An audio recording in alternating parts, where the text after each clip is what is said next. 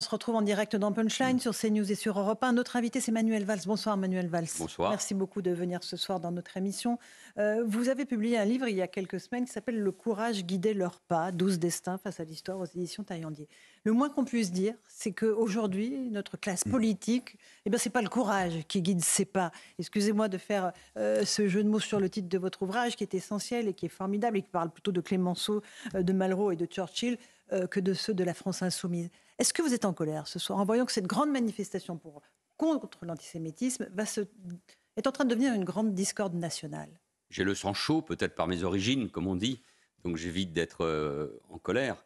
Mais oui, j'exprime encore une fois devant vous cette colère par rapport à ceux qui cherchent à l'évidence à gêner, à casser toute dynamique en faveur de cette manifestation. La semaine dernière, le week-end dernier, Bernard Cazeneuve et Édouard Philippe, ensemble, moi, à travers une autre tribune, nous avons demandé un sursaut, une mobilisation. Un sursaut républicain, on est d'accord. Oui, un sursaut républicain contre l'antisémitisme, parce que nous assistons à un déferlement, un tsunami, pas seulement dans notre pays, aux États-Unis, en Allemagne, en Grande-Bretagne, mais aussi évidemment en France, et ça nous concerne, et qui est insupportable. Toutes les discussions que je peux avoir avec mes compatriotes juifs, qui vivent une forme d'impasse, parce que avec ce qui se passe, ce qui s'est passé en Israël, c'est-à-dire au fond la mise en cause de l'infaillibilité de l'armée israélienne face aux terroristes, et le fait qu'il y ait eu cette orgie, cette monstruosité que vous venez de détailler, c'est insoutenable, bien évidemment,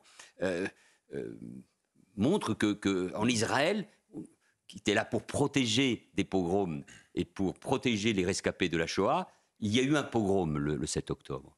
Et voilà que aux États-Unis ou en Europe, il y a ce déferlement. Et donc face à cela, le président du Sénat et la présidente de l'Assemblée nationale, qu'il ne faut pas inclure dans la classe politique, donc, ont pris une initiative forte et courageuse. Je me suis beaucoup entretenu avec Yael Braun-Pivet, une présidente de l'Assemblée tout à fait remarquable. Ils ont pris tous les deux leurs responsabilités. Hier soir ou avant-hier soir, je crois, ils étaient ensemble sur le JT de TF1. Et c'est assez inédit. Oui. Et ils appellent au rassemblement. Et voilà que par nos petits débats, nos petites cuisines, on est en train de casser un élan pour une manifestation contre l'antisémitisme, contre la haine des Juifs et contre la haine d'Israël, qui doit rassembler le maximum des Français. Donc oui, je suis en colère parce que je pense que dimanche, il faut qu'à Paris, comme devant les préfectures, l'Association des maires de France, c'est aussi une belle initiative qui appelle un peu partout, mais qu'il y ait beaucoup de monde contre l'antisémitisme et en brandissant tous des milliers de drapeaux français, parce que c'est ça qui nous rassemble. Notre classe politique est-elle à la hauteur, encore une fois? Il y a la France insoumise d'un côté qui refuse de participer à la manifestation au motif que le Rassemblement national y est. Il y a ceux qui demandent un cordon sanitaire. Il y en a même qui, comme le disait Louis Dragnel, demandent 2 cortèges distincts, peut-être même des signes distinctifs. Est-ce qu'on marche sur la tête, Manuel Valls? D'une certaine manière, quand au deuxième rang, derrière François Hollande et les chefs d'État et de gouvernement du monde entier qui étaient là le 11 janvier 2015, nous n'avons demandé à personne de ne pas venir. De ne pas venir et leur origine. Je me rappelle être intervenu sur les médias pour cela. Parce qu'il fallait rassembler tous les Français. Et au fond, dimanche, écoutez, la seule chose qu'on demande à nos compatriotes, c'est qu'ils viennent exprimer leur amour de la République, de l'autre, et leur engagement contre l'antisémitisme et la haine des Juifs. Donc je vois très bien, franchement, Laurence Ferrari, pas que la classe politique, parce que tous les éditorialistes s'en donnent à cœur joie. Hein, c'est d'un jour. Il y a une belle initiative. Il faut que dimanche, ça soit une réussite. Et il faut demander son passeport à personne. À personne, puisque tant mieux, tous ceux qui viennent se mobiliser contre l'antisémitisme. Rassemblement national, y compris, Manuel Valls. Vous savez, moi, je n'ai pas à démontrer mes engagements contre le Front National à l'époque. Tout le monde connaît les origines du Front National. Tout le monde sait que Jean-Marie Le Pen était un antisémite. Mais que la formation politique, je vais le dire parce que je ne l'ai pas dit jusqu'ici, qui a fait plus de 40% au second tour, qui a des dizaines de députés à l'Assemblée nationale, décide de venir Écoutez, c'est de leur responsabilité. Moi, je ne serais pas à leur côté, mais c'est de leur responsabilité. J'ai lu avec intérêt l'entretien donné cet après-midi par Serge Klarsfeld. Qui dit c'est un pas en avant. Écoutez, moi, je ne vais pas juger, parce que de sa manière, en disant ça, je vois très bien quel type de débat c'est. Moi, je suis contre l'extrême droite. Je me suis battu contre Soral, contre Dieudonné, dont Jean-Marie Le Pen, elle était ou est toujours le parrain des enfants. Donc, je vais dire, je n'ai pas de leçon à recevoir de ce côté-là. Mais surtout, dimanche, je vois bien, on peut tous avoir des préventions, dire ce qu'on pense. Jonathan Arfi, le président du CRIF, l'a dit très bien. Mais là, dans ce moment-là, enfin, nous sommes face à une rupture. Il y a une rupture profonde dans notre pays. C'est un basculement de civilisation, cet antisémitisme, avec en plus la complicité.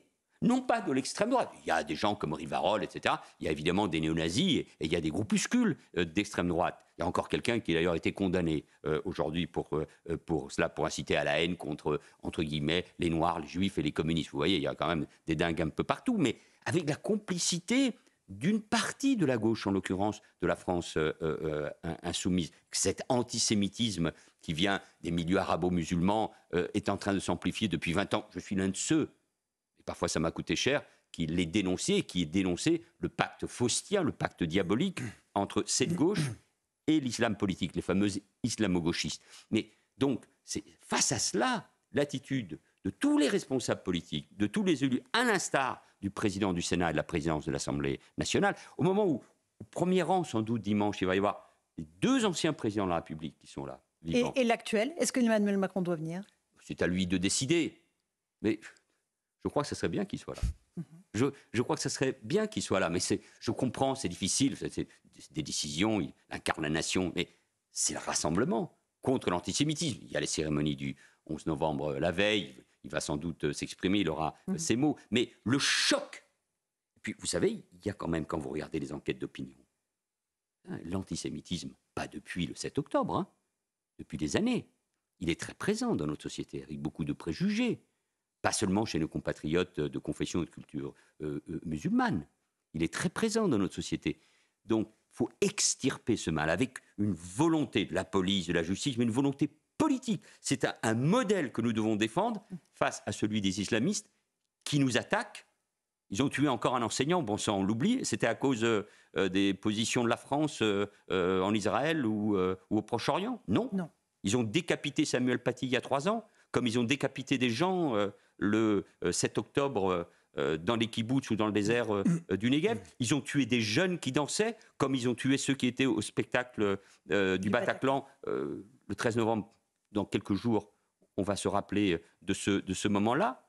L'islamisme qui attaque Israël, qui nous attaque depuis des années, ce nouveau fascisme, en tout cas ce totalitarisme qui s'en prend aux femmes, aux homosexuels, qui prône la haine des juifs, des chrétiens, partout au Proche et Moyen-Orient, de l'Occident, de la démocratie, de nos valeurs. Et on hésiterait là, on rentrerait dans nos petits débats politiques, on ne serait pas à la hauteur, on se diviserait, on offre ce spectacle à nos compatriotes. Non, ça n'est pas possible. Donc là, il faut vraiment, et moi je le dis ici à votre antenne, à vos téléspectateurs et à vos auditeurs, c'est dimanche, vous, mes compatriotes, mobilisez-vous comme vous êtes mobilisés le 11 janvier. Ce qui arrive aux Juifs, ça n'est pas l'affaire des Juifs seulement. C'est surtout notre affaire. Parce que quand on s'attaque aux Juifs, on s'attaque ensuite aux enseignants, on s'attaque aux journalistes, aux caricaturistes, aux policiers. On l'a oublié ce qui s'est passé en janvier 2015. Il y avait d'ailleurs eu, moi j'ai toujours pensé que s'il n'y avait pas eu Charlie, il n'y aurait pas eu autant de monde dans la rue, après les pères cachers.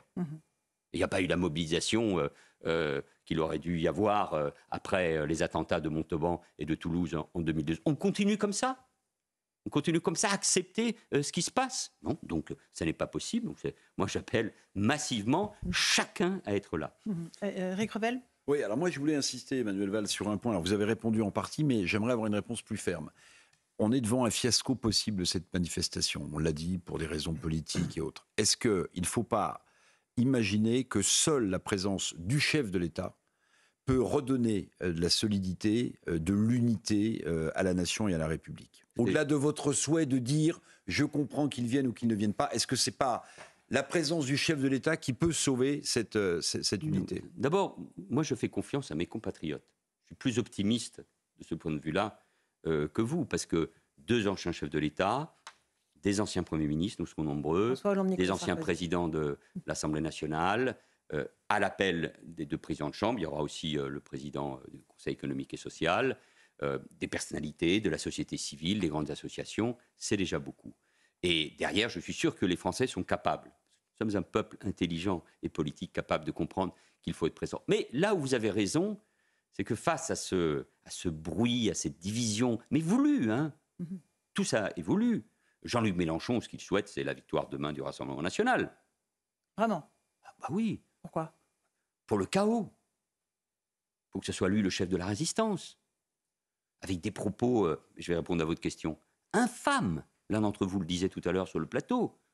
Ces propos, il y a 2 jours, les amis du soutien international au massacre ont leur rendez-vous.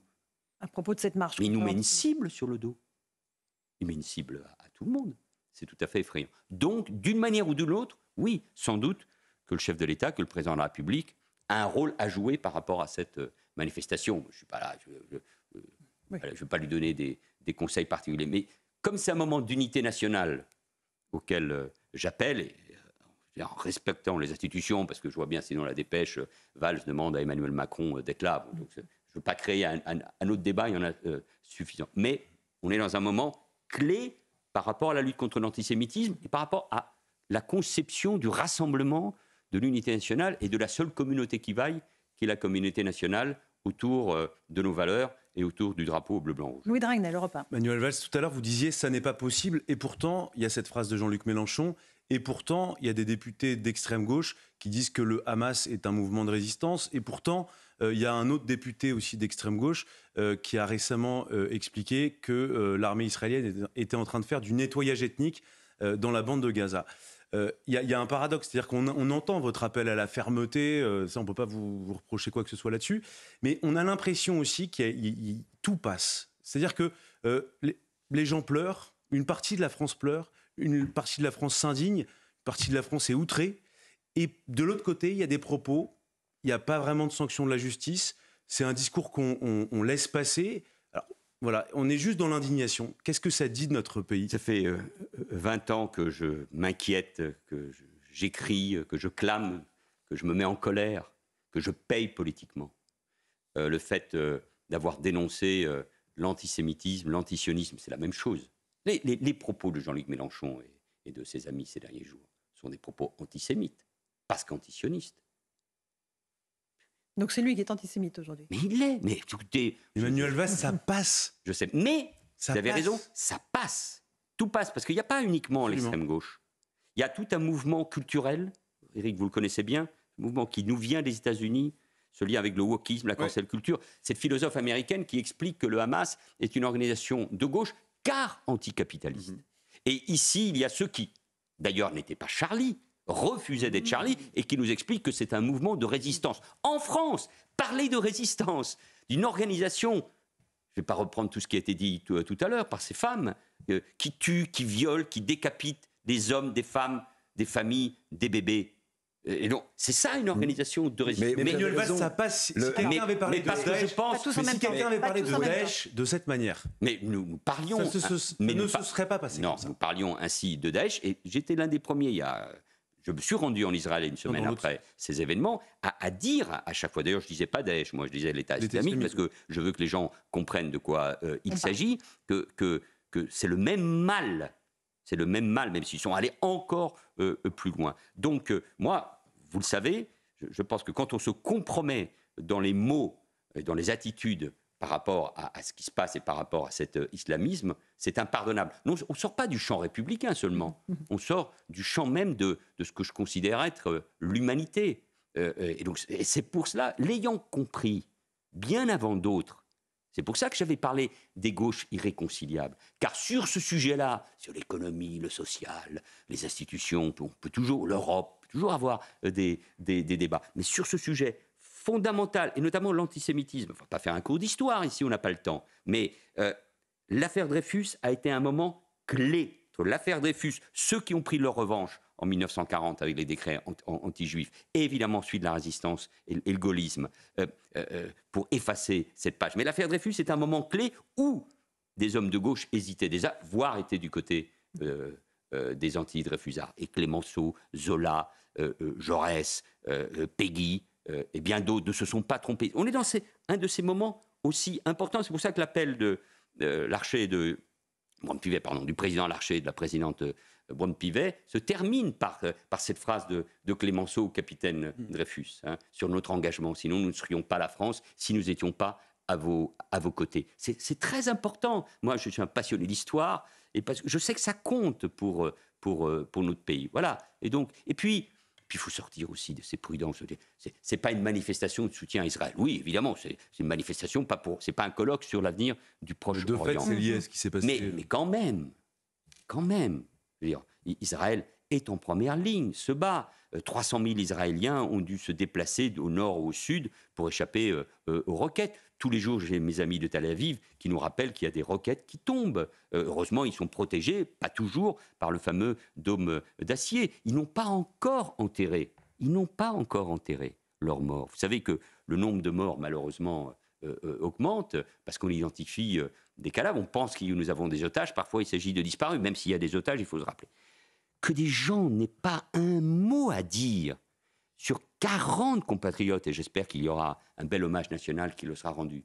40 compatriotes, on a des dizaines de milliers de Français qui vivent en Israël. Ils ont souvent la double nationalité, bien évidemment. J'ai rencontré une famille dont le fils s'était engagé dans l'armée israélienne, alors qu'il n'est pas israélien, et qui est mort en héros dans un de ces kibboutz. Qu'on ne trouve pas un moment pour parler de ces 40 compatriotes morts, pour ces familles dévastées et pour ces otages, c'est insupportable. Donc il faut être présent et être à la hauteur de ce que demandent les Français. Merci beaucoup Manuel Valls. Vous serez évidemment présent dans le cortège de dimanche à Paris. Merci beaucoup d'être venu ce soir dans Punchline sur CNews et Europe 1. Merci Louis de Ragnel, merci Éric Revel. Bonne soirée à vous, chers amis auditeurs, téléspectateurs.